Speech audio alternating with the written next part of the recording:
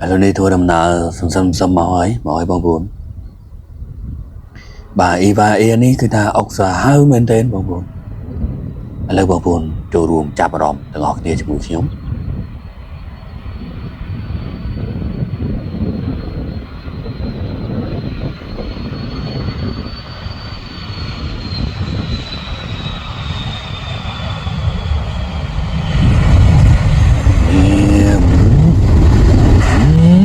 រូបភាពនេះបងប្អូនសើបបាទសើបបាទស្អាតណាស់បងប្អូនអើយ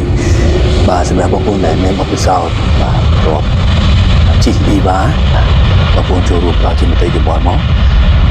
ថ្មីនេះខ្ញុំទទួលបានមតិយោបល់របស់បងប្អូនយើងដែលប្រកបនឹងបទពិសោធន៍ជិះ Eva បាទលោក fly ម៉ោងបាទម៉ោង1ជាងបាទ12ជាង1ហ្នឹងលោកចូលរួមប្រតិមតិយោបល់លើកមុនបាទលោកចូលរួមបន្តទៀតណាបាទដើម្បីចែករំលែកជូនទៅដល់បងប្អូនយើងនៅទីទៀតដែលលោកពុំធ្លាប់បានបាទធ្វើការហោះហើរជាមួយ Eva ក៏ដូចជាជាមួយនឹងប្រភេទយន្តហោះផ្សេងៗទៀតឥឡូវនេះគឺថាបាទ Emirates បាទបដែតខ្លួនមកឲ្យបងប្អូនបាទបងប្អូនដែលឆ្លាញ់យន្តហោះទើបយល់អារម្មណ៍មួយនឹងបាទមកបងប្អូនមកឲ្យ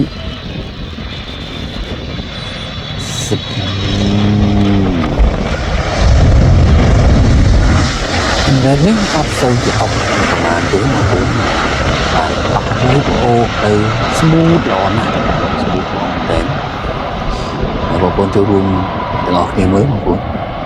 smooth ល្អកណ្ដោះប៉ះបន្តិចតង់មកនេះឲ្យ smooth ទៅតែម្ដងដោយសារធំបងប្អូនមេ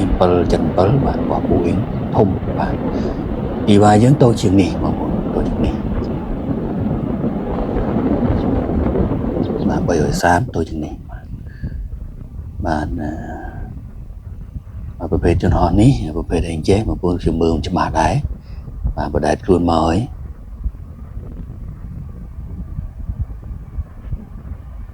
ប្រភេទអីចេះបងប្អូនមើលច្បាស់បងប្អូនភាសាចាំងថ្ងៃបងប្អូនឲ្យថតមិនសូវបានច្បាស់ល្អអូបងប្អូននេះ Sky Anchor បងប្អូន Sky Anchor បាទមកទៅលឿនមកតាមព្រឹកណាភាសាតូចខ្ញុំទៅលឿនបងប្អូនបាទថតសឹងមិនទាន់បាទនេះកតារៀននេះកតាឯងបងប្អូនធំបាទ777ធំណាស់បងប្អូន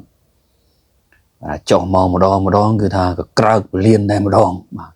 សំឡេងនេះគឺថា smooth លបឿនបាទ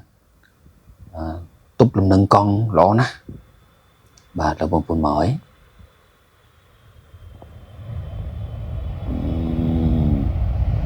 បងប្អូនកង់មុខមើលបងប្អូនតែបារម្ភកង់មុខបងប្អូនប៉ះបន្តិចបាទហើយ smooth យកទៅតែម្ដងបាទកតានិង Emirates គឺថាចុះ smooth ល្អណាស់បងប្អូនប្រភេទយន្តហោះផ្សេងទៀតក៏ល្អដែរគាត់ថាតាមបែបតាមផែនអញ្ចឹងបងប្អូនណាបាទកតានេះលេខ1បងប្អូនលេខ1ប្រចាំឆ្នាំ2025នេះបាទ Emirates នៅលេខ4